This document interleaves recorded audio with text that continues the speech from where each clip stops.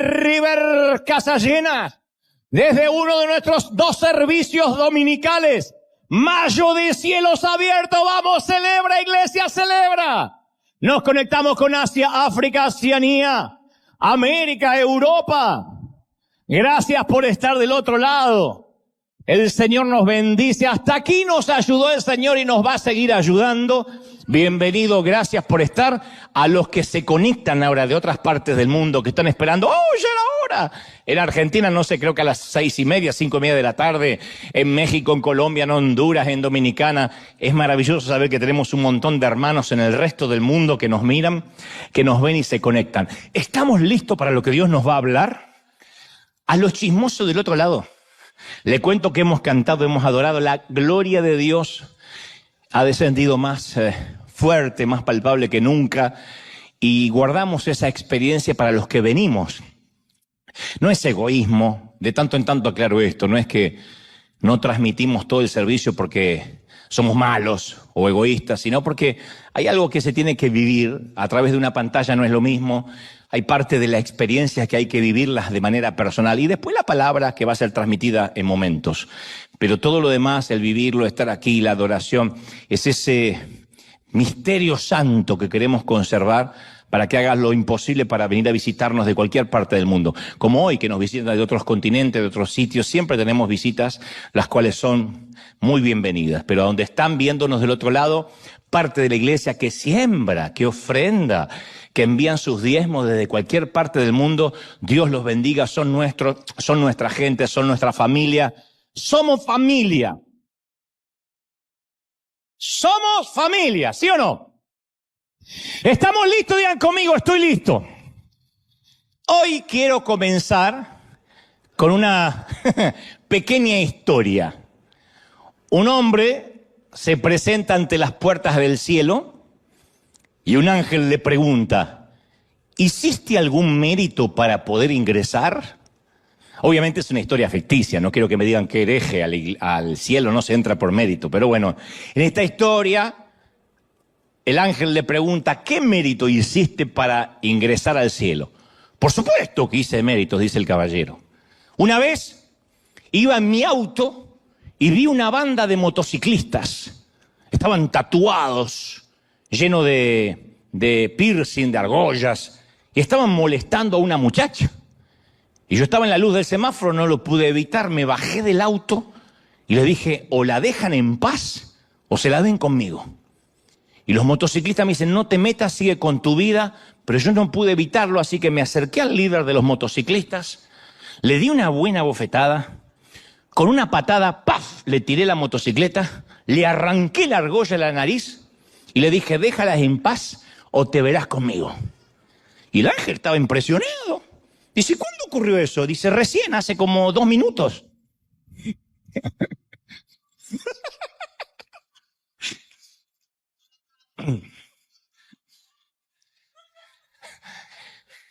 No lo voy a explicar porque si lo explico... Entonces, hay una gran diferencia entre la fe y la necedad. La línea entre no temerás y no hagas estupideces suele ser muy fina. Y a veces nos puede llevar toda una vida poder discernir, identificar esa línea, ¿no? Uno dice, no tengo que tener temor, todo lo puedo en Cristo que me fortalece, pero a veces traspasamos la línea del sentido común. Yo digo esto porque discernir a qué nos llama Dios y decidir si es que lo que estamos haciendo es porque nos pidió Dios o lo estamos haciendo por nuestra propia voluntad, es uno de los desafíos de autoexploración más grandes que un ser humano pueda enfrentar. Si lo que estoy haciendo, de lo que estoy viviendo, lo que estoy emprendiendo proviene de Dios o se me ocurrió a mí. Yo digo siempre que el llamado es muy, no digo difícil, pero nunca es fácil de descubrir. Uno tiene que ser crudamente sincero acerca de sus propios talentos, sincerarse acerca de sus propias limitaciones, decir esto no es lo mío, a esto Dios no me llamó. Entonces uno tiene que estar dispuesto en la vida a hacerse preguntas, autohacerse preguntas difíciles y después poder convivir con esas respuestas. Qué duro. Decir en qué soy bueno, en qué no lo soy, cuáles son mis limitaciones. Yo le llamo a eso discernir el verdadero llamado de Dios para nuestras vidas, para lo que tengamos que hacer. Es estar dispuesto a veces a dejar que los sueños personales, algunos se tengan que morir. Y decimos, pero ¿por qué si a mí me gusta hacer tal cosa? Sí, pero a lo mejor no es lo que Dios nos va a pedir durante la asignación de la vida, a pesar de que nos guste muchísimo. Pero en ocasiones los cristianos le llamamos, llamado de Dios, sentir de Dios, algo que simplemente a nosotros nos gustaría hacer. ¿Está mal? No, pero al ponerle llamado de Dios le damos un tinte místico, una epifanía que no lo merece. A veces solo estamos enamorados de algo que queremos hacer, lo cual, insisto, no está mal, pero es solo que estamos enamorados de una imagen, de una foto, de una fotografía. Hay gente que se casa porque está enamorado de la fotografía de la boda. Hay chicas que se casan porque dicen, ay, yo siempre me vi con el vestido que la abuela me va a dar para que me case. Ella lo usó en 1942. Está amarillo el vestido, pero se lo va a poner. Y está enamorado de la foto, no del matrimonio, de emprender una vida, ni del muchacho con el cual va a enlazar su vida por el resto de su existencia. Pero hay gente que se enamora de una imagen en todos los ámbitos. Y le dice, ese es mi llamado. No, recibir un llamado de Dios no es lo mismo que dedicarse a aquello que soñamos o cumplir una fantasía que tenemos. Dios lo llamó a Moisés y le dijo, preséntate, Moisés, ante el faraón, que es el hombre más poderoso sobre la faz de la tierra. Dile que tiene que dejar libre a su fuerza laboral, a su mano de obra, para adorar a un Dios que él no conoce y que él no cree. Y luego, como si fuera poco, convence a un pueblo testarudo y tímido que tienen que huir al desierto. Ese es tu llamado. Y Moisés dice, heme aquí, envíalo a Aarón. Después Dios lo llama a Jonás y le dice, dirígete a Nínive, la ciudad más corrupta, la más violenta del mundo en este momento, y dile a sus habitantes que se decidan, o se arrepienten o mueren. Y Jonás dice, ¿a qué hora pasa la ballena que va para la dirección contraria? Dios lo llama a Jeremías a predicar a un pueblo que no quería escucharlo. Y Jeremías, cuando recibe el llamado, dice las Escrituras que lloró tanto que desde aquel entonces se lo conoce como el profeta llorón. ¿Qué te parecería tener ese título? ¿Cuál es tu llamado? Bueno, mi tarjeta de presentación, evangelista llorón. Pastor gimoteador o quejoso. Entonces, cuando Dios llama a Abraham a abandonar el hogar, a Gedeón a dirigir un ejército, a Esther a parar un genocidio, a María para dar a luz el Mesías, sus respuestas nunca fueron, uy, sí, era el sueño de toda la vida, como dije hace unos meses atrás. No me imagino a María, quinceañera, adolescente, vas a quedar embarazada por el Espíritu Santo. Uy, sí, mi sueño de chiquita, siempre quise que me embarace el Espíritu Santo. No hay uno que diga, ese era mi sueño. Toda mi vida me imaginé caminando por el desierto con 4 millones de rebeldes. No. Y yo en estos años he aprendido que si la tarea que Dios me está asignando es algo que yo podría manejar con mis propias fuerzas o está a la altura de lo que yo podría hacer, quizá lo más probable es que no venga de Dios. Porque ¿para qué necesito a Dios si yo lo puedo hacer? Cuando voy a los llamados genuinos de Dios son tipos de tareas que Dios asigna que va más allá de lo que el hombre puede hacer. Dios no llama a Moisés para que pastoree un par de ovejas más. No llama a Gedeón para que vea si puede hacer algo. Le dice que con 300 soldados tiene que hacer frente a miles. Si Dios no está en la ecuación, no lo puede lograr. Yo conocí alguna vez una charla privada entre un pastor y uno de sus líderes más cercanos. Que no salga de acá, porque yo la conocí, que no salga de ustedes. Resulta que este líder cercano le dice a su pastor que Dios lo llamó y que quiere ser un pastor independiente. Y entonces su pastor le preguntó, ¿y qué realmente te gustaría hacer siendo pastor de tu propia congregación? O sea, en otras palabras, ¿qué crees que harías que no estés haciendo ahora aquí? Y el muchacho respondió, bueno, yo voy a predicar, voy a salvar almas, voy a hacer evangelismo, voy a ayudar a los pobres. Y el pastor le dijo, pero no es lo que estás haciendo ahora.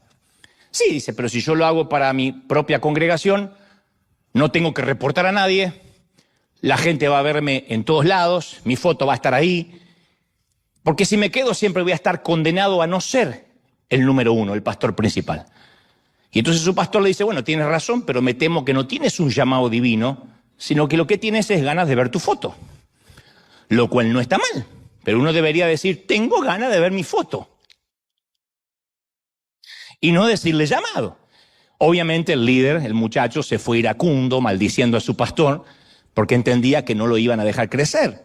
Y esto pasa a lo largo y a lo ancho de todas las congregaciones, de todas las instituciones, cuando confundimos nuestros deseos de hacer algo con el llamado. Entonces después empieza la fatiga, el desánimo, la pérdida de gozo, la falta de energía, un sentimiento de incapacidad y uno se empieza a llenar de rencor porque decimos yo creía escuchar a Dios, yo creí que Dios me estaba mandando. Yo recuerdo cuando niño escuchar con horror a jefes de familia decir voy a abandonar mi trabajo en la fábrica y voy a vivir por fe, Dios me llama a vivir por fe. 8 hijos tenía el condenado y se fue a vivir por fe. Lo lógico que a los 2 meses estaban todos los chiquitos muertos de hambre. Y él andando de casa en casa a ver quién le regalaba algo de comida. Pero él dijo, es que Dios me llamó a vivir por fe. Dios nunca va a hacer algo que vaya contra el sentido común, que nos haga transitar por los rieles de la estupidez. Eso no es fe. Eso no es creerle a Dios y bajarse de la barca. Eso en ocasiones es simplemente no reconocer que a lo mejor este hombre quería dejar la fábrica y no quería trabajar más. A lo mejor quería amanecer todos los lunes a las 11 de la mañana sin que nadie lo molestara.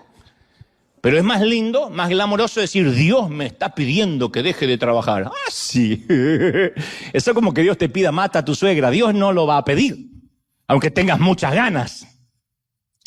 Y esa es una de las causas que los psicólogos llaman el fenómeno del impostor.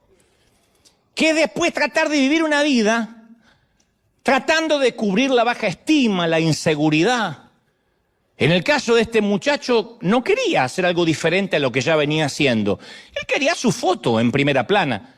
A ese síndrome se le llama querer ser cabeza de ratón en lugar de cola de león. Hay gente que prefiere ser el jugador número 10, tener en la camiseta el número 10 en el Deportivo Barrial, antes que estar en el banco de suplente del Paris Saint-Germain. Hay jugadores que dicen, me llamaron de Europa. ¿Y dónde vas? Al Barça. Messi tuvo que estar tiempo en el banco. Ronaldo tuvo que estar tiempo, para los que conocen de fútbol, algunos están diciendo que yo miro béisbol. Bueno, son jugadores de fútbol. Ronaldo tuvo que estar meses sentado en una banca, pero estaba en un equipo europeo, en las grandes ligas, que es mejor que jugar en un partido, en un equipo pequeño de Portugal. Pero hay gente que dice, no, pero en Portugal, en Buenos Aires, en Caracas, en México, yo soy el número 10. El otro día hicimos un partido y ganamos 32-11. ¡Oh! ¿Viste esos partidos de solteros contra casados que ves 22 gordos corriendo que te da una lástima? El gordo hace así, mete la pelota y el arquero, como ya está cansado, dice, más sí, la próxima la atajo. Pero hay gente que dice, eso me gusta. Antes que jugar en las grandes ligas, Dios nos libre de ese estrechamiento neurótico de los vanidosos. Pero todos enfrentamos ese desafío, todos, Un conocido mío, cuyo padre es un reconocido ministro, decidió que tenía que tomar la posta de la sucesión ministerial, que tenía que ocupar los zapatos del padre, que tenía que ser el nuevo pastor porque su papá ya estaba anciano. Nadie lo presionó. Dudo que Dios lo haya llamado, pero como su padre le dejó el legado, le abrió las puertas que a otro le hubiese negado, no lo acuso de nepotismo. Digo que se le hizo más fácil que a otro. Él tomó eso como una confirmación de su llamado. Pasó más de una década tratando de ocupar el lugar de su padre, pero amargado porque se dio cuenta tarde de que heredar el apellido no significa heredar necesariamente el llamado. Si tu padre es arquitecto, no tienes que seguir la arquitectura necesariamente. Si tu padre es pastor, no significa que los hijos son pastores necesariamente y que nunca van a trabajar de otra cosa. Es fácil decir, mis hijos ocupan el púlpito porque me vieron de pequeño. Sí, pero a lo mejor no tiene el llamado. El hijo quiere ser cualquier otra cosa. Se me viene a la mente una mujer muy insegura que cree que si tiene éxito como cantante y como profeta, va a tener la atención y el cariño de la gente. Y se aferra a ese sueño, aunque hay una evidencia abrumadora que no nació para cantar. Es como la novia de Shrek, canta y explotan los pájaros. No.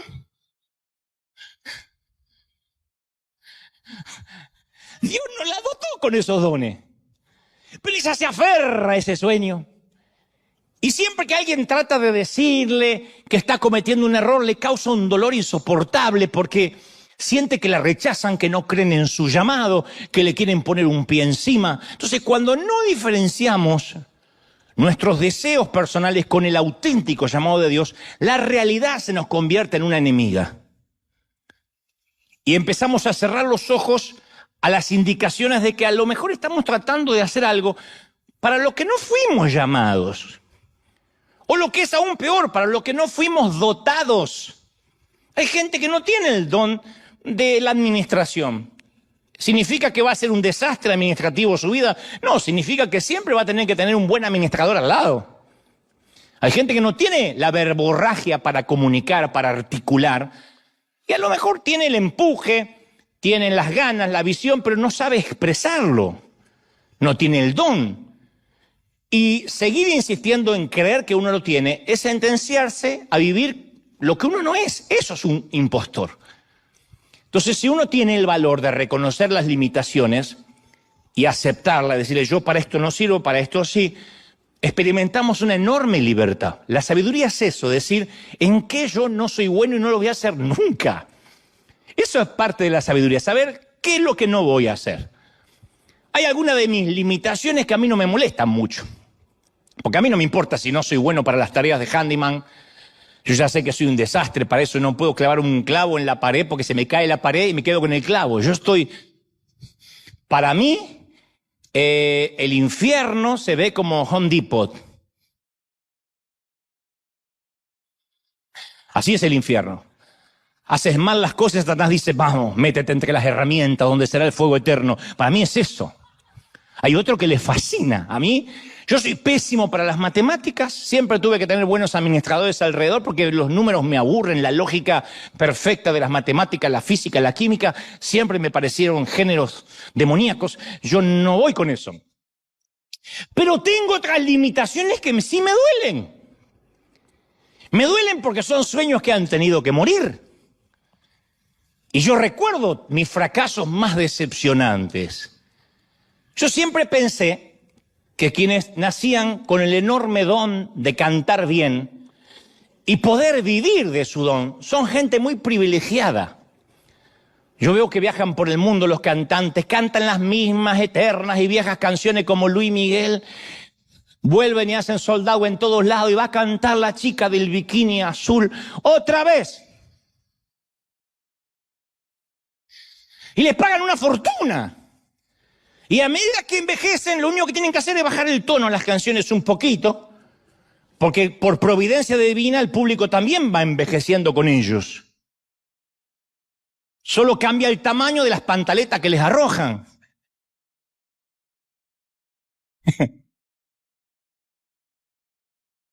Antes eran unas tangas diminutas, ahora son tiendas de circo. ¿No? Y el puma queda tapado así bajo una tienda de... no sabe qué pasó. Y yo sé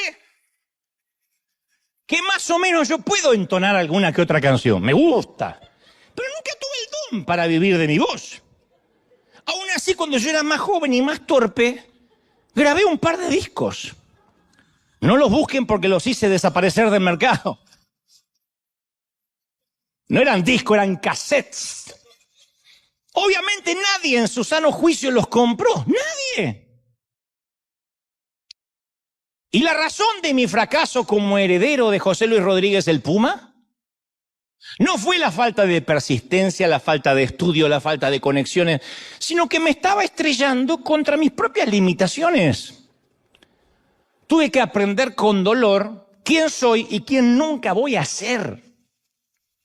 Y a veces nos aferramos a sueños que no provienen de Dios, que nos gusta y no está mal, pero no es aquello por lo cual nacimos para ser.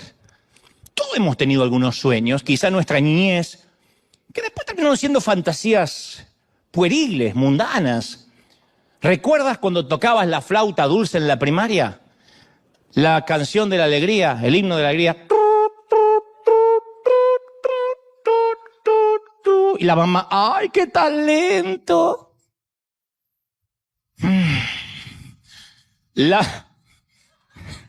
Lamento ser yo quien te dé la noticia, pero esa compañía disquera nunca te va a llamar en la perra vida, nunca te va a llamar. Queremos que toque el himno de la alegría y sacarla como un éxito en la disquera. No va a pasar. Entonces, en algún momento tenemos que dejar de ir a esas fantasías para poder abrazar el llamado que Dios nos ha dado. Entonces, yo he llegado a comprender que los sueños de Dios son mejores que cualquier sueño que nosotros podamos soñar para nosotros mismos. El destino que Dios tiene para nosotros es mucho más grande que cualquier cosa que imaginamos para nosotros. Yo imaginaba que lo más lindo que me podía pasar era ser cantante. Nunca me hubiese soñado que Dios me iba a prestar oídos de millones de gentes para yo transmitir su mensaje. Dios tenía hoy no cambiaría por nada del mundo lo que Él me ha dado por lo que yo quería hacer. Por eso es vital que uno se dé cuenta a tiempo que heredar una túnica de colores no significa que estamos listos, porque la estupidez también se viste de trajes caros. José, estoy hablando del José bíblico, se vistió de Prada.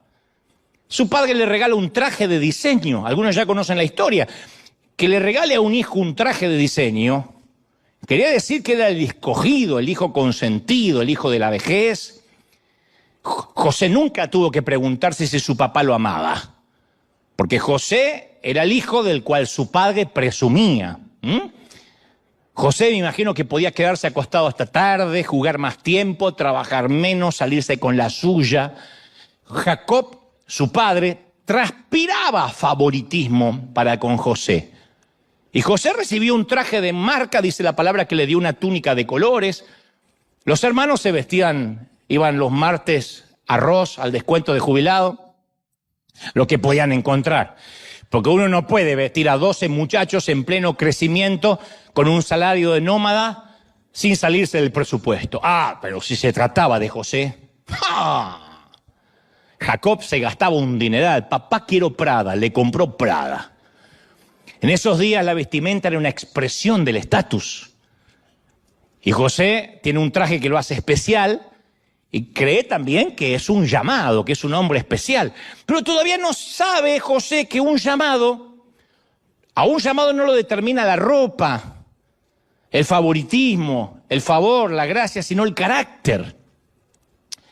Porque uno se emociona a veces fácil con los regalos de Dios y no tiene idea la fortaleza que se necesita para llevar a cabo ese regalo de Dios, para mantenerlo, sostenerlo. Sin el carácter de Dios no se llega lejos. Sin el carácter de Dios no podemos sostener ni disfrutar la bendición. Por eso hay gente que no puede prosperar financieramente, que Dios, lamento si hay alguien que se sienta correspondido, pero que Dios el resto de la vida lo va a tener con lo justo, porque su carácter no está capacitado ni moldeado para administrar una fortuna o más dinero. Hay gente que apenas tiene más dinero, ya está, desaparece de la iglesia, cambian sus prioridades. Y Dios sabe eso. Entonces sabe que no tiene el carácter para sostener una bendición. Pero a veces usar la túnica del favoritismo puede ser un problema. Cuando nos sentimos el niño consentido, vamos a necesitar que a veces la vida, que Dios nos dé un par de buenos golpes para entender que no toda la vida podemos andar luciendo un vestido de colores. Estoy hablando en términos metafóricos, por supuesto, desde luego, ¿no?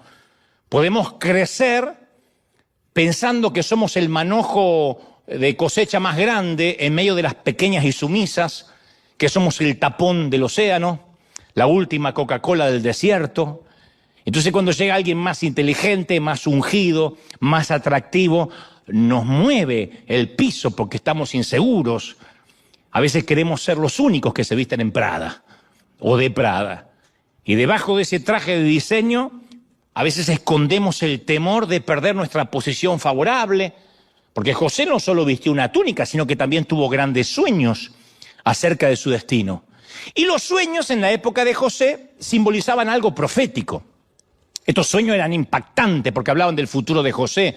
Y uno podríamos pensar, bueno, José recibe esos sueños y tiene sentido común, se calla la boca, no lo cuenta. Pero no, el muchacho no tiene sentido común. Reúne a sus hermanos que ya lo envidiaban, porque estos se vestían en ros y este andaba con su traje de Prada. Estos no tienen la túnica especial de él, ya lo odian, y el tipo les cuenta el sueño. Che, escuchen mi sueño, muchachos. Soñé que en un campo estaban todos los manojos de cosecha de cada uno, y de repente se levanta mi manojo de cosecha, mi gavilla se levanta más que la de ustedes. Y ustedes se reúnen alrededor de mi manojo y se inclinan. Esto quiere decir que un día voy a gobernar sobre todos ustedes. Yo voy a ordenar y ustedes se van a someter. Y ustedes se me van a inclinar expresando obediencia a mi autoridad. ¿No es genial? ¿No se alegran por mí? ¿Por qué no jugamos un poco al manojo póstrate para practicar? A ver, practiquen, inclínense ante mí. ¿Qué? Peor que un argentino recién llegado del Mundial. No lo soportaba nadie. Y el autor deja muy claro la respuesta de sus hermanos. Y lo odiaron aún más por los sueños que él les contaba. Esto es un serio caso de envidia manojera. Por contar sueños, o gavillera, por contar sueños que no tiene que contar. Ahora, José va a lograr grandes cosas, va a ser famoso, va a hacer que su padre se enorgullezca, y empieza a hacer autopromoción de lo grande que será su vida. Y ahí empezamos a descubrir que la estupidez también se viste de Prada o de Gucci, menos de Hugo Boss, pero además se viste de todas las marcas. El padre de José le había dado un regalo, y nuestro padre también nos da regalo a través de nuestro crecimiento. Pero José comete un gran error. Encuentra su identidad en el regalo que lo identificaba como el hijo favorito, en lugar de la relación con su padre que debió haber tenido, que lo hacía ser el hijo favorito. A veces el regalo es lo que nos empieza a dar identidad. Y como resultado uno termina perdiendo ese regalo. A veces uno puede cometer el error de quedar atrapado en el regalo que Dios nos ha dado. Entonces, si estoy sirviendo a Dios, me siento que Dios me ama. Por alguna razón me toca estar sentado y recibiendo, siento que ya la gracia y el favor se me fue. No, a menos que tome identidad de lo que hago y no de lo que soy. Es espantoso ver gente que a veces se va de una congregación a otra porque allá le van a dar un puesto. O le van a dar algo para hacer.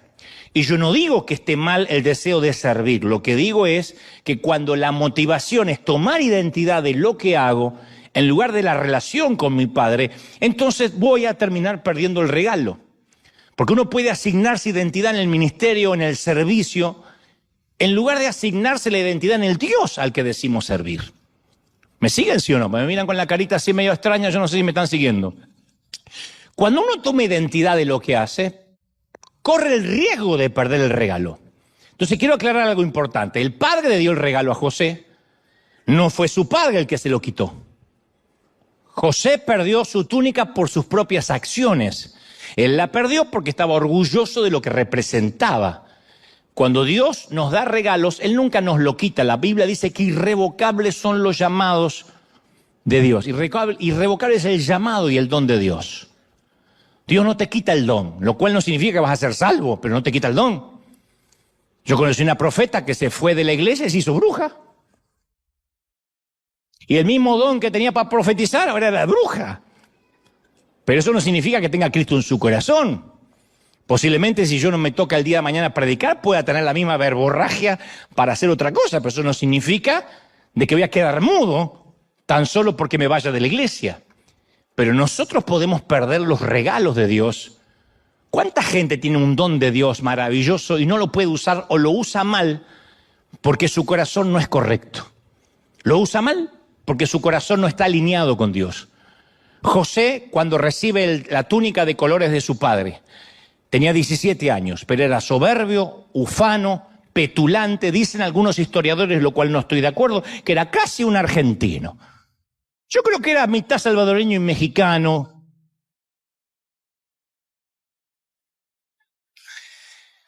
La Biblia dice que, ¿cómo sé esto? Porque la Biblia dice que José apacentaba el rebaño con sus hermanos y traía un mal reporte de los hermanos. Yo no digo que los hermanos necesariamente eran unas carmelitas descalzas, por ahí eran malos tipos. Pero esto de que él traía un reporte malo de sus hermanos, revela que José pensó de sí mismo como alguien calificado para hacer este tipo de juicio acerca del resto. Cada vez que uno hace un juicio del comportamiento de los demás, eso revela una actitud orgullosa de nuestra parte. Dios dice, tienes que cambiar. Sí, pero aquel, fíjate, está peor que yo. Ahora, ¿por qué Dios le daría un sueño tan grande a un muchacho de 17 años? ¿Qué es la edad que se presume tenía José? ¿Por qué no esperar a que él fuera mayor, un poco más sabio, un poco más humilde? La respuesta es sencilla. Desde la túnica al trono siempre hay peldaños, escalones. Pregunto, ¿hay alguien aquí que le gusten los escalones, los peldaños?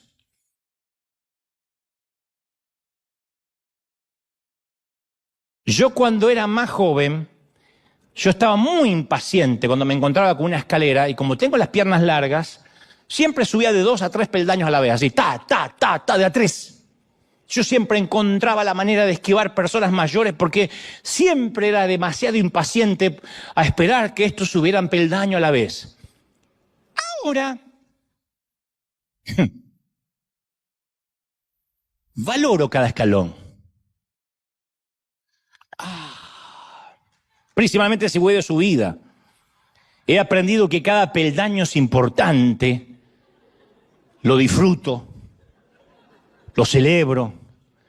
La única razón por la que hay escalones o peldaños es siempre para llevarnos a un nivel más alto. La Biblia dice en el Salmo 37, 23, los pasos de los justos son ordenados por el Señor. Cada paso es ordenado por el Señor. La palabra pasos implica proceso. Cada paso es un proceso. Eso significa que mi destino, lo que Dios tiene para mí, necesita un tiempo, un proceso. Uno puede estar de pie en la parte más baja de un edificio, mirar para arriba todo el tiempo que quiera, pero todo el deseo, toda la promoción del mundo, la oración del mundo no lo va a llevar al segundo piso hasta que no empiece a subir. En el llamado de Dios no hay atajos, no hay elevadores. En el llamado de Dios nadie puede tomarse un elevador. ¡Uy, estaba acá y subí al 22! No pasa. Quien pretenda subir por un elevador está enamorado de la foto, de ver su imagen allá arriba. Y no puedes enamorarte de la foto sin pasar por el proceso. Dios sabe que una bendición demasiado pronto y sin proceso nunca es bendición. Una bendición que llega demasiado pronto nunca es bendición.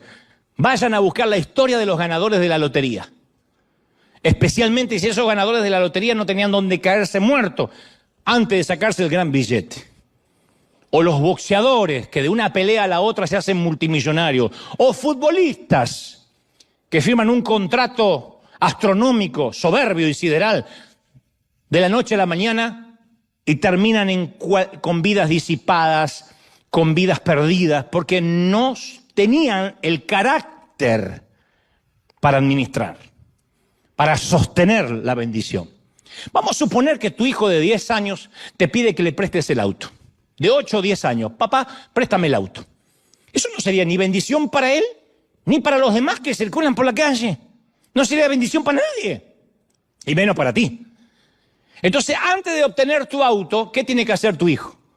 Dar los pasos de la educación para conductores, estudiarse el manual, prepararse para el examen escrito, tiene que practicar conduciendo en calles desérticas, en estacionamientos vacíos, en el asiento del acompañante un mayor, tiene que demostrar fiabilidad, devolver tu auto cuando recién maneje, sin choque, sin arañazos, limpio, lleno de combustible, por favor.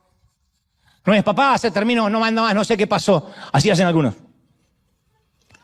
Yo aprendí a manejar con mi papá, por eso celebro a los que no tuvieron que hacerlo. Porque no hay peor cosa que aprender con el padre que tocarle el auto, era tocarle su hígado. Pero tenía tantas ganas yo de manejar que me aguanté. ¡Pero sos idiota, imbécil! ¡No, me la vas a romper! ¡Así no! ¡Frená, animal! Y con ese ímpetu salí a la calle.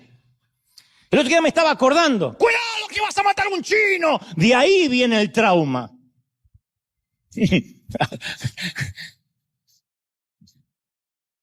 Porque casi me meto en una tintorería. Pero bueno, en un cleaner. Pero y eso.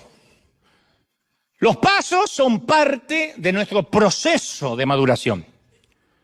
Yo a veces he orado para que Dios diseñe otro proceso a mi manera, más rápido. Jamás ocurrió. Porque el Señor ordena mis pasos. Y cuando intenté acelerar el proceso de Dios, me frenó diciendo, no, Dante, te saltaste un par de pasos, regresa al casillero anterior. Y acepté el proceso, con dolor. Tal vez quieres hijos, pero no estás listo para ser padre. Y el poder procrearlos no necesariamente significa que estás capacitado para ser padre. Quizás quieras una pareja, pero no estás listo para el matrimonio. Capaz que le estás pidiendo más a Dios en tu vida, pero tienes que aprender a manejar lo que tienes ahora. Entonces muchos renuncian al duro trabajo del proceso o se desencantan con el proceso porque no ven resultados. Ese es el gran problema del endeudamiento de mucha gente que a lo mejor conduce un auto que no puede sostener. O vive en una casa que apenas puede pagar porque se saltearon el proceso. Hay momentos que a lo mejor hay que achicarse un poco, vivir un poco más amontonados, hasta que seamos más holgados y podamos acceder a una cuota mayor, a una responsabilidad más grande. Pero cuando la gente quiere saltarse el proceso, a lo mejor no es la época de tener el último celular de ultimísima generación. No es el momento, a lo mejor, y no estoy hablando de pecado, digo, no es el momento, porque Pablo habla de pecado y de carga, de peso y de pecado. Despojémonos de toda carga, de todo peso y de todo pecado. Entonces el pecado lo entendemos fácil, pero el peso es aquello que nos autoimponemos sin que nadie nos pida.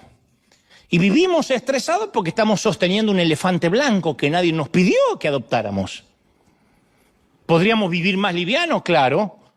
¿Podríamos esperar a estar mejor financieramente? Claro, pero de pronto nos llegaron tantas tarjetas de crédito con tantas ofertas que pensamos, esto en mi país no lo podía hacer nunca, lo voy a hacer acá. Y de pronto estamos atados a 50, 60, 70 años de deuda. Porque la estupidez también se viste de Prada. Y no nos damos cuenta que hay que esperar un crecimiento. ¿Cuánta gente no sabe que el roble que imaginaron está en algún lugar de la semilla que ahora recibieron? Pero todavía no es roble. Y cuando la vida no va por el camino que habíamos planificado, ¿cuál es la opción más fácil? Renunciar, mandarnos a mudar. Bueno, este empleo, esta familia, no es lo que soñé. Yo había soñado a esta altura de mi vida grandes cosas, jugar en una liga más grande, así que ¿para qué ser fiel en donde Dios me puso? Mejor me salgo y me tomo el elevador. ¿Sabe cuánta gente se toma el elevador? Y dice, no, yo voy a hacer el camino más fácil. Porque siempre el atajo parece más atractivo. Pero cuando uno renuncia al proceso, produce gente que vive en un patrón de renuncia constante, gente que hace una cosa, fracasa, hace otra cosa, fracasa. Busquen a aquellos que intentan tomar un elevador, en 2 o 3 meses no saben más nada de ellos. Dicen que Dios le cambió el llamado, que ahora Dios le cambió la asignación, que es la manera de decir fracasé porque me apuré. El crecimiento ocurre cuando decidimos ser fieles a una situación que no nos gusta, que todavía no comprendemos, pero aquí se demuestra mi fidelidad. El proceso siempre precede, es antes del logro, siempre. Y aunque el Señor dice que ordena los pasos del justo, la mayoría de las personas siempre estamos buscando el elevador. Pero nos toca ir por las escaleras, la vida es por las escaleras. ¿Cuántos de los que somos papá quisiéramos evitarle dolor a nuestros hijos o no? ¿Quién no le daría por las noches una inyección de experiencia para que nunca le rompan el corazón a nuestra niña? Para que nunca nuestro hijo lo despidan del empleo. Para que nunca tenga una mala nota. Por eso hay padres que cuando vienen con una mala nota del colegio quieren ir y quemar el colegio con los profesores adentro, porque mi nene no se lo merece. Pero va a tener que golpearse en la vida. ¿O no nos golpeamos nosotros en la vida? ¿O cómo llegaste hasta aquí? ¿Quién de nosotros salió de una cajita de cristal? ¿Quién vivió en una burbuja? Yo pasé años predicando en pequeños campamentos donde me ponían en el peor horario. Estaban todos los muchachos así. Yo decía, ya termino. Habían jugado la pelota, piscina todo el día y me ponían a última hora a predicarles. Hacía programas de radio que escuchaban tres ancianas. Que como no podían orinar bien, ponían la radio. Yo no entendía que mientras que yo trataba de edificar un ministerio, Dios estaba tratando de edificar a un hombre. Hoy, años después, por ejemplo, en River tenemos un orden, una excelencia, todo está cuidado, el servicio es detallado, minuto a minuto. Y hace poco un colega me dijo, nuestros servicios son más espontáneos. Mis mensajes, dice, son hasta espontáneos. Yo prefiero fluir en el espíritu. Dice, yo sé cuándo comienzan los servicios, pero nunca sabemos cuándo acaban. Pensé que yo iba a decir, mirá qué ungido. Y yo le dije, yo te felicito, pero una nave como River necesita un alto nivel de organización, de logística. Ya no podemos darnos el lujo de ser una iglesia de barrio a merced de las hormonas de su pastor. Pues yo soy muy delicado para decir las cosas. Y yo no, la iglesia no puede ser según mis hormonas. Hoy tengo ganas que ¿cuánto creen de que hoy nos vamos a las 3 de la tarde? ¿Amén? Y no hay segundo servicio y ustedes lo que planificaron no sirve. Parece muy espiritual, pero yo digo siempre, cuando más manejamos, más nos debemos preparar. Cuando más deseemos, más necesitamos del proceso. Entonces, si yo conduzco un auto compacto, puedo hacer una maniobra rápido de último momento, pero si quiero conducir un camión de 18 ruedas, yo tengo que prepararme para el giro. Entonces, Dios no va a darnos cosas grandes hasta que no aprendamos a manejar las cosas pequeñas. Y este colega mío, mientras que siga teniendo servicios hormonales, dudo que alguna vez tenga una mega iglesia. Porque Dios no le va a decir, bueno, pero cuando tengas miles seguramente vas a respetar los horarios. Ahora eres un despadroso, pero cuando tengas miles, seguramente el servicio va a terminar a una hora prudente y te vas a preparar en lugar, no sé por qué estoy diciendo esto. Pero volvamos a nuestro José, dejemos a mi amigo en paz. Las Escrituras dicen que sus hermanos lo odiaban por causa de sus sueños, Génesis 37:8, y por causa de sus palabras. O sea, no eran los sueños de José lo que ofendía a sus hermanos, por si alguien está pensando, ¿y qué culpa tengo de que Dios me dé una visión? No es la forma que hablaba de sí mismo lo que exasperaba a los muchachos. Pero los que tienen 17 no son los únicos que presumen, ¿eh? Desafortunadamente presume gente de 30, de 50, de 60. Parece que todos somos susceptibles a presumir en algún momento. Hace muchos años, San Gin, un querido predicador que coincidí con él en Argentina, me dijo, hijo, tengo una palabra, la tengo anotada, la encontré en la parte lateral de una vieja Biblia que tengo en casa. Dice, nunca te preocupes por promocionar tu fuego. Si de verdad lo tienes, la gente correrá de todas partes del mundo para verte arder. Nunca tendrás que hablar del fuego, el fuego hablará por ti. Y eso para todos los órdenes de la vida. El mundo vendrá a verte arder. Entonces no necesitamos presumir de los dones que tenemos. Y yo he notado con dolor, y espero que ustedes no sean tan torpes como este servidor. Cuando yo digo con dolor es porque lo aprendí del peor modo. Tan pronto uno empieza a hablar acerca de lo que Dios ha hecho por medio de uno, Dios inmediatamente deja de hacer cosas a través de uno. Dios no comparte su gloria con nadie. Cuando empezamos a tomar la gloria destinada a Dios y la empezamos a disfrutar, la unción del Espíritu Santo nos deja. Es inmediato, como apagar el interruptor de una luz. Entonces, ¿qué tiene que hacer uno en la vida? Tomar control de la lengua. Decir, no tengo que hablar, que hable mi vida, no que hable yo. Porque si tenemos problemas con el alardeo, con la presunción, tampoco es un problema solo de la boca, de la lengua. Porque a veces parece que está centrado en la boca, decimos fulanita, menganito es bocón. Pero el problema comienza en el corazón. Jesús dijo eso precisamente en Mateo 12:34, porque de la abundancia del corazón, ¿qué habla? La boca, la jeta. Dice la versión, Dante habla hoy, de la abundancia del corazón habla la jeta. Eso es así. Mateo 15:18 agrega el Señor, pero lo que sale de la boca proviene del corazón. Y esto contamina al hombre, no lo que entra. Lo que sale es lo que contamina. La Biblia deja claro que si tenemos problemas con lo que sale de nuestra boca, hay que echarle un vistazo al corazón. Porque lo que haya en nuestro corazón, tarde o temprano termina saliendo por la boca. El orgullo siempre tiene que dar su opinión. Nadie se la pide, pero el orgullo tiene que dar su opinión. El orgullo tiene que decirle a todo quién es él, qué ha hecho, lo que va a hacer. El orgullo nunca puede cerrar la boca, nunca. Y si el orgullo está en nuestro corazón, siempre va a encontrar la manera de salir, siempre. Las veces que yo me metí en problemas siendo más muchacho, es porque hablé, porque metí la pata, porque uno habla. Voy a contar esto que no creo que lo haya contado antes nunca. No importa lo que pase. Yo era un muchachito, tendría, 25, 26 años. Y por primera vez me invita un grupo de empresarios argentinos para que cuente mi visión y a ver si juntaban dinero y me ayudaban. Para mí esto era una locura. Iban a ayudarme, empresarios, no eran grandes CEO, pero tenían sus pequeñas compañías. La reunión era una cena que se realizó en un garage de uno de estos empresarios. Hace poco uno de estos hombres maravillosos partió a la presencia del Señor. Así que yo fui con mi corazón exultante porque iba a poder hablar de mis sueños, de mis visiones.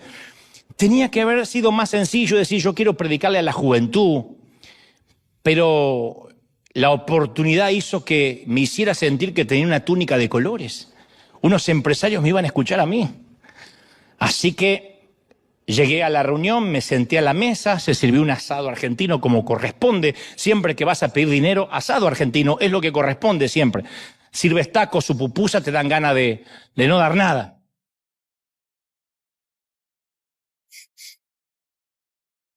El día que ustedes prediquen, pongan el ejemplo que quieran. Y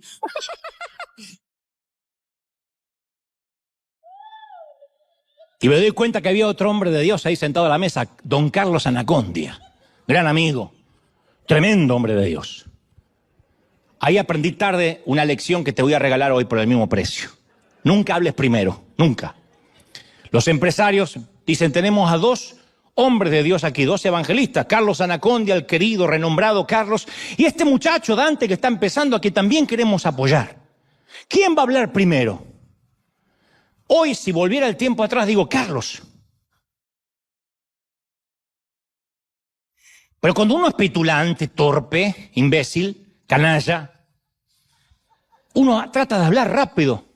Entonces dije, bueno, si yo puedo contarle lo que quiero hacer, adelante. Bueno, quiero hacer una reunión en el Obelisco, en la Plaza de la República de Buenos Aires. Y quiero hacer algo majestuoso que nunca se vio con un gran escenario. Claro, yo siempre soy así, Spielberg para los sueños y cosas grandes. Digo, quiero poner pantallas, quiero poner, a ver si me ayudan con esto, es mi sueño, 100.000 globos. Para que en un momento cuando empiece el superclásico, la juventud, se suelten 100.000 globos en la ciudad. y todo el mundo vea los globos. Y no solo eso, quiero volar, pedir el presupuesto de alguien que vuela un globo aerostático, que dice Jesucristo es la vida y puede recorrer todas las calles y volar y pulular entre los edificios. Empiezo a hablar de todo lo que quiero hacer y los empresarios anotaban. Bueno, ahora vamos a dejarle hablar a Carlos Anacondia. Y Carlos dice, yo no quiero globos.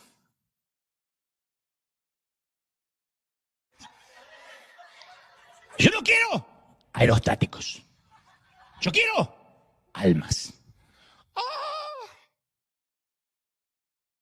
Y yo también, pero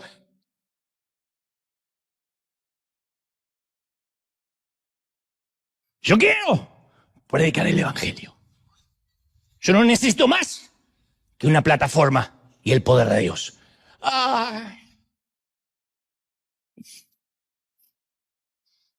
Me sentí Krusty, el payaso. Carlos no lo dijo para avergonzarme. Realmente Carlos nunca necesitó más nada. Actualmente lo ayudamos, lo bendecimos. Pero en ese entonces yo salí con una lección que aprendí por la torpeza. No hables, cierra la jeta, sé humilde, sé sencillo, no presumas, no gastes a cuenta, no tienes el dinero, tampoco tienes globos, no hables de globos. Pero una de las razones por las cuales el orgullo sigue apareciendo es que intentamos tratar con el fruto en lugar de ir a la raíz.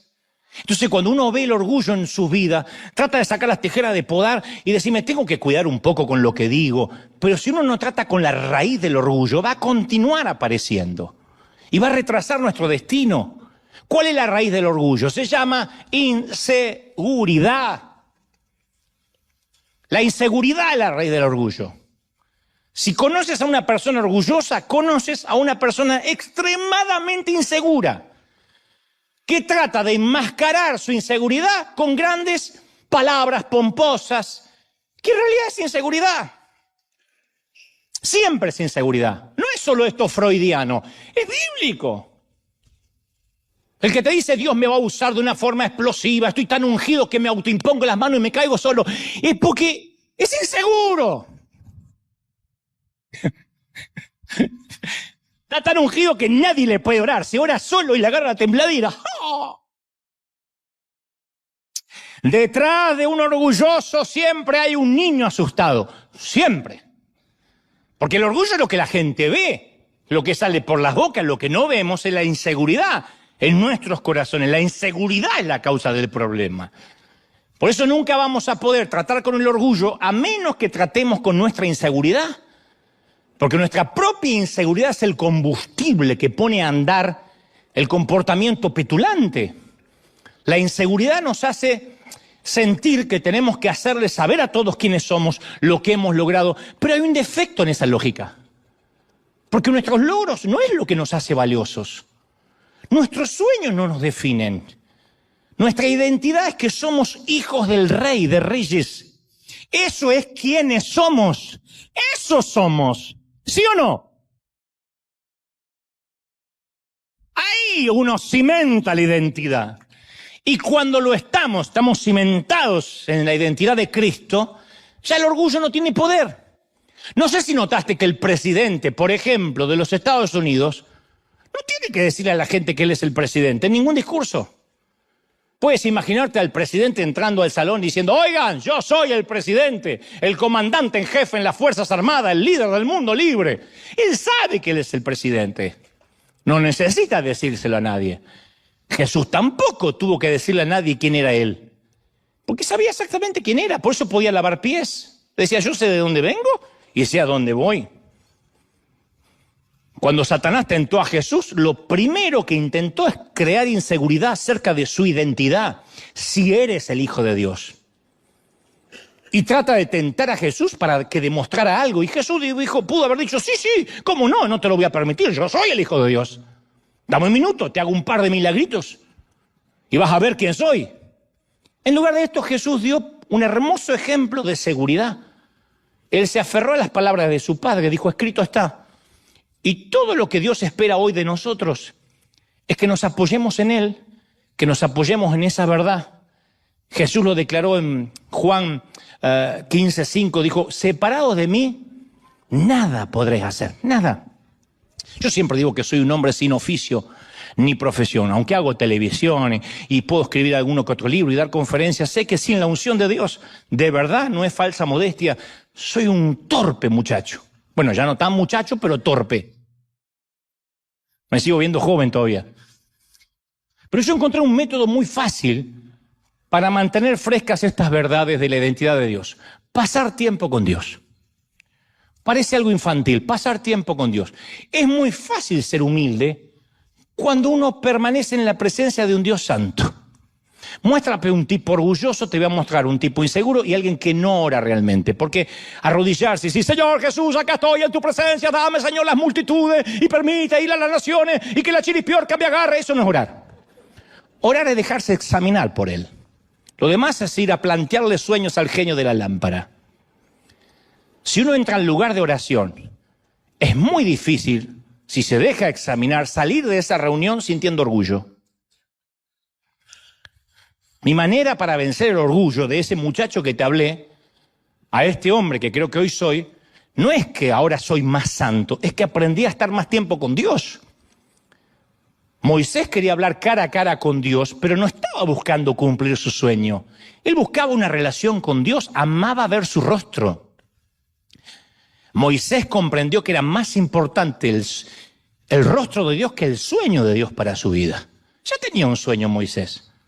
Era el liberador de Egipto. Sin embargo decía, muéstrame tu rostro. Por eso si uno no está seguro de su llamado, yo te animo a que busques no el sueño, sino al dador del sueño. Que digas, yo quiero encontrarme con Dios. Cuando uno realmente tiene un encuentro con Dios, se le acaban las boberías, se le acaban las tonterías, porque no me mencionan, porque no me dijeron, pero que yo no figuré, pero debieron haberme dado las gracias al menos, no noté que me aplaudieron. Todo eso desaparece cuando uno está allí chiquitito ante la presencia de Dios. Todos sabemos que hay que usar las escaleras subiendo un peldaño a la vez, pero caramba, que insistimos con el elevador. Yo me acuerdo que una vez estábamos cenando con unos amigos en el patio de su casa, pleno verano, tenían una luz azul y escuchamos permanentemente un zumbido en la oscuridad. Yo pregunté qué era ese ruido y me dice, es el sonido de los mosquitos golpeando el aparato eliminador de insectos. La luz los atrae. Los tipos vuelan hacia la luz y se electrocutan. Hacían zzz, zzz, zzz, quedaban los tipos. Toda la noche el sonido, cientos de ellos hacia la luz. Uno pensará, en algún momento los insectos se van a dar cuenta. Creo que van a observar la luz azul, van a ver un tapizado de cadáveres de sus impulsivos parientes. Y van a decir, acá algo raro pasa. Pensarás que algún mosquito reflexivo va a decir, hey muchachos, paren un minuto. Yo puedo ver que los amigos nuestros van hacia la luz y no vuelven. Mi señora fue allá hace como media hora, no volvió. Fue mi suegra, dije está bien, pero después fue, ¿no será que ese no es el camino? Jamás un mosquito hace eso. Aparentemente se dicen a sí mismos, yo sé lo que estoy haciendo. Yo tengo el llamado a acercarme a la luz azul. Yo sé que todos antes de mí fracasaron, pero yo voy a demostrar que voy a tener éxito. Voy a ser el primero que viole todos los principios, el sentido común, la lógica, la falta de proceso. Voy a saltarme los escalones y a mí me va a ir bien, a mí me va a ir bien. Y se ríe.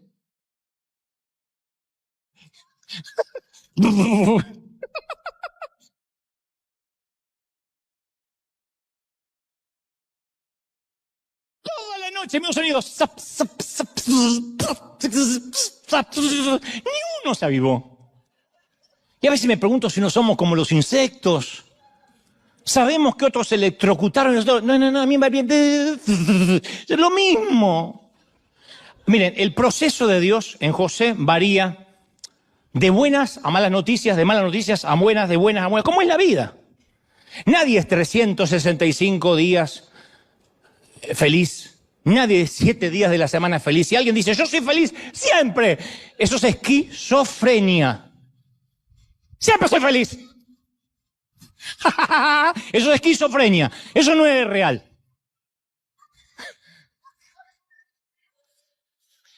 Pero la historia de José va de lo bueno a lo malo, de lo malo a lo bueno. Es como aquella historia de los dos amigos a los que les gustaba el fútbol y ambos se comprometen. Es muy conocida la historia, que el que muera primero tiene que regresar en una visión o en un sueño a informarle al otro si hay fútbol o no en el cielo. Es algo que me pregunta siempre Kevin. ¿Hay fútbol en el cielo? Pues no está seguro de ir si no hay fútbol. Se muere uno de los muchachos y aparece en una visión al otro y le dice, la buena noticia, sí se practica fútbol. La mala es que el próximo domingo juegas de arquero.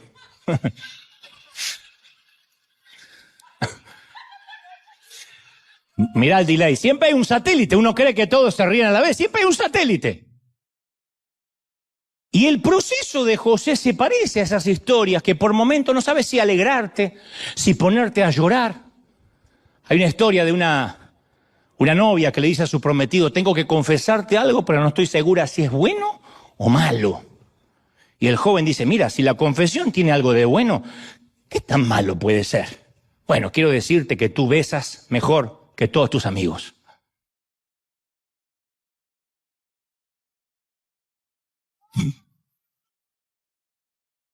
Era un poco diferente, pero yo lo hice más sutil. Y la vida de José es una historia de buenas y de malas noticias. Es el consentido de papi, eso es muy bueno. Sus hermanos lo odian a muerte, eso es muy malo. Su papi le regala una hermosa túnica Prada, eso es muy bueno. Sus hermanos lo hacen trizas a la túnica, la cubren de sangre, simulan su muerte, lo venden como esclavo en un Egipto lejano, eso es muy malo.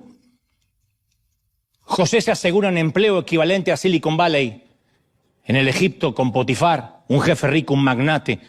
Le cae muy bien a Potifar, así que se le concede mucho poder, le da un ascenso, trabaja en la oficina principal, termina haciéndose cargo de todo, es un gran empresario, aparece en la portada de Forbes. Además de todo eso, José es un hombre asombrosamente bien parecido a Tom Cruise, pero más alto, más guapo y argentino. Tiene todo. Todo esto es muy bueno. La esposa de Potifar está de acuerdo que es muy guapo, trata de seducirlo, eso es muy malo. José se resiste, eso es muy bueno.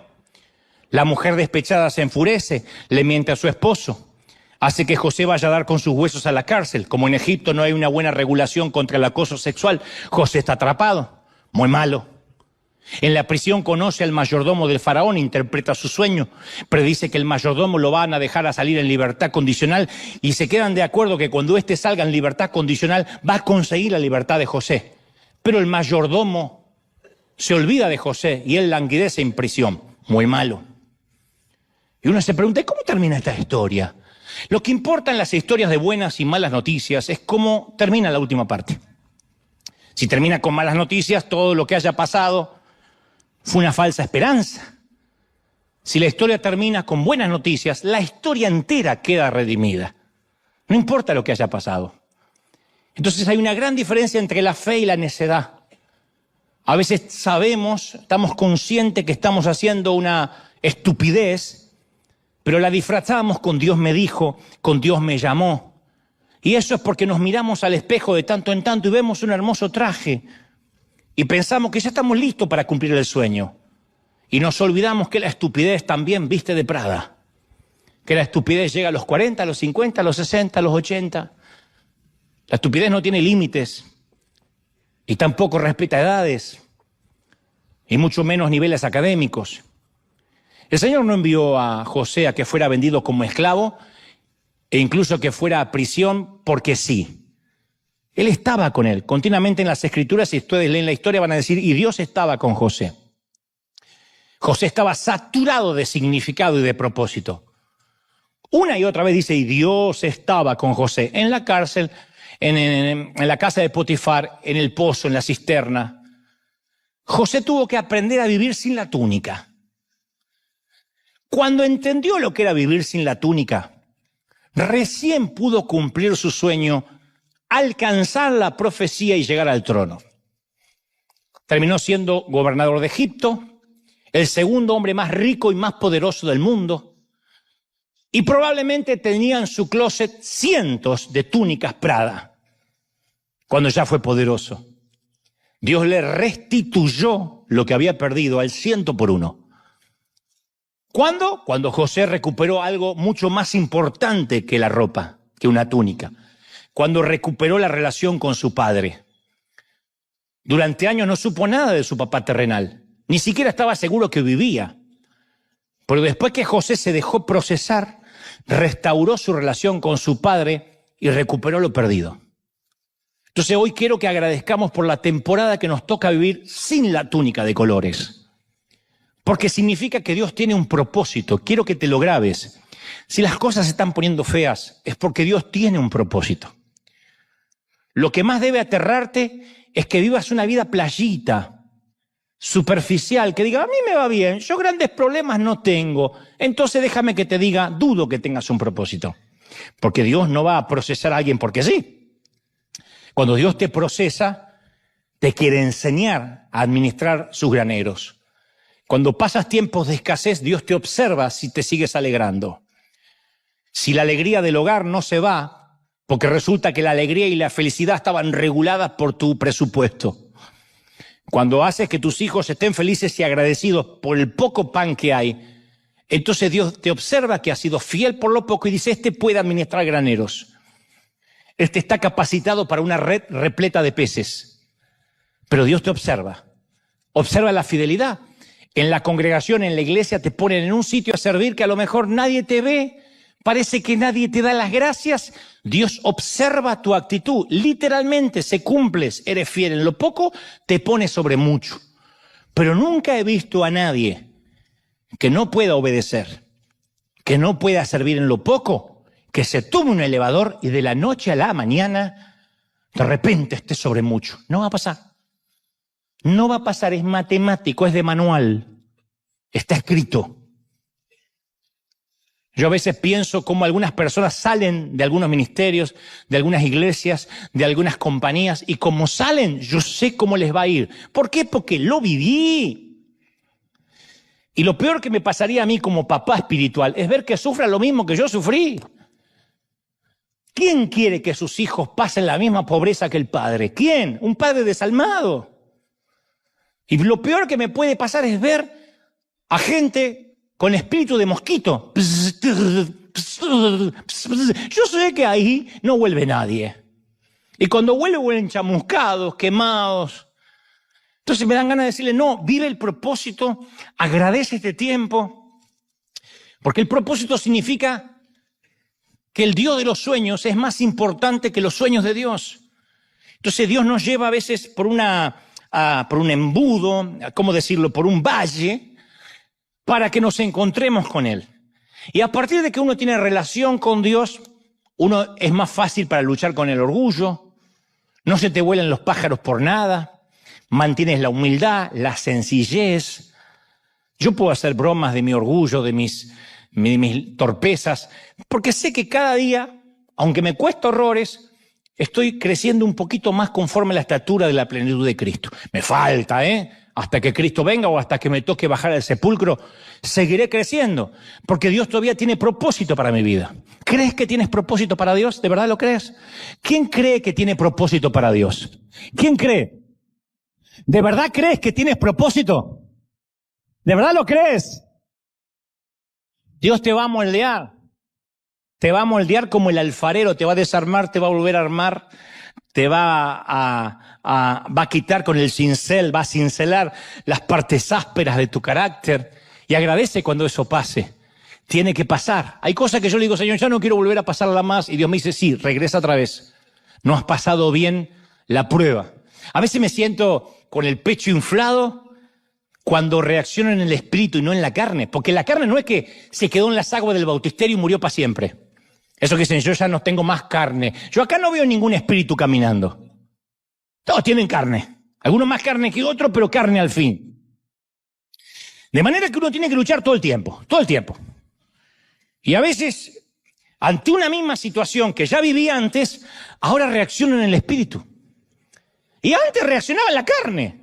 Como dije una vez, cuando reaccionas en la carne, hay una satisfacción. Se lo dije. Le dije de todo. ¡Ay! La carne hace qué lindo, pero el espíritu en minutos se te empieza a afligir. El Espíritu Santo se contrista. Porque te escuchas lo que dijiste y no lo puedes creer. Es que me sacó de las casillas, es que sacó lo peor de mí, mi peor versión. Pero el diablo celebra y el Espíritu se contrista. Porque no tenías que reaccionar así. Porque no tenías que responder así. Porque el poder no puede estar sobre el otro. ¿Qué importa que el otro te insulte? Si reaccionas, eso es lo que hay. En tu vida, entonces tu corazón es una cloaca que cuando alguien la aprieta sale todo lo peor y lo más feo. Y yo he pasado por esas etapas donde reaccioné mal. Hasta el día de hoy daría lo que sea por volver el tiempo atrás y callarme la boca. Pero después me vuelve a pasar la misma situación porque Dios dice, esta es una materia que tienes que rendir, si no, no puedes conducir un camión de 18 ruedas. Y entonces ahora tengo ganas otra vez de que la carne se satisfaga y respondo en el Espíritu, con autoridad, con sentido común, pero no dejo que la carne tome lugar. ¿Y sabéis lo que pasa? La carne se frustra. Ay, me siento un estúpido, tenía que haberle dicho. ¿Por qué no le dije? Pero el Espíritu Santo se vivifica y dice, bien hecho, siervo fiel, estás pasando el proceso. ¿Cuántos quieren este proceso de Dios? ¿Lo quieres? Vamos a ponernos de pie. Vamos a orar, vamos a levantar nuestras manos al cielo y vamos a orar. Vamos a orar por los que están recibiendo al Señor por primera vez. Si nunca escuchaste un mensaje así, di conmigo, Señor Jesús, entra en mi corazón, perdona mis pecados, anota mi nombre en el libro de la vida. Gracias, Señor, gracias por perdonarme. Y ahora todos levanten sus manos al cielo. Yo quiero orar por ti, aquí en casa. Los que están viendo desde otras partes del mundo, del planeta, de todo el globo. Dios te bendiga, Dios te guarde, Dios te llene. Padre, he transmitido lo que creo me has dicho que diga tu pueblo. Pero ahora, Señor Jesús, me uno a estas voces, me uno a niños, jóvenes, ancianos y adultos para bendecir el proceso. Vamos, levanta las manos y bendice el proceso. Dile, Señor, gracias por este tiempo sin túnica. Gracias por este tiempo de dolor, de escasez, de enfermedad, de panteones, de hospitales, de cuidados intensivos. Porque sé, hoy me voy con la confirmación de que hay un propósito, de que hay un llamado de Dios. Y ese llamado, dice el Señor, es irrevocable. ¿Sabes? Yo he sentido mientras predicaba recién que el Señor me dice que te diga, yo no te dejo hasta que no termine mi obra en ti. Yo no estoy dado por vencido contigo. Y lo digo porque yo siento que hay gente que ha dicho, Dios se cansó de mí, lo harté, crucé todas las líneas de misericordia. Pero el Señor me dice, yo no me doy por vencido contigo. Yo sigo procesándote porque te he puesto con propósito. Y como a José, yo te voy a poner en sitios donde yo he soñado para ti, donde he determinado que te llevaré, donde mi gloria abrirá caminos, donde los cielos se abrirán delante tuyo, donde toques, pises, camines. Ahí estará mi bendición. Pero he aquí viene el tiempo del proceso, y el proceso está en ti, porque yo trabajo con tu carácter, trabajo con tu temperamento, dice el Espíritu. Padre, gracias por esta tarde, por esta mañana. Tarde o noche, en cualquier parte del mundo, levantamos las manos al cielo y adoramos. Adora conmigo, iglesia amada. Dios ha hablado hoy con su pueblo. Dios ha hablado no solo con River, sino con los que pertenecen a este río de todas y cualquier parte del mundo.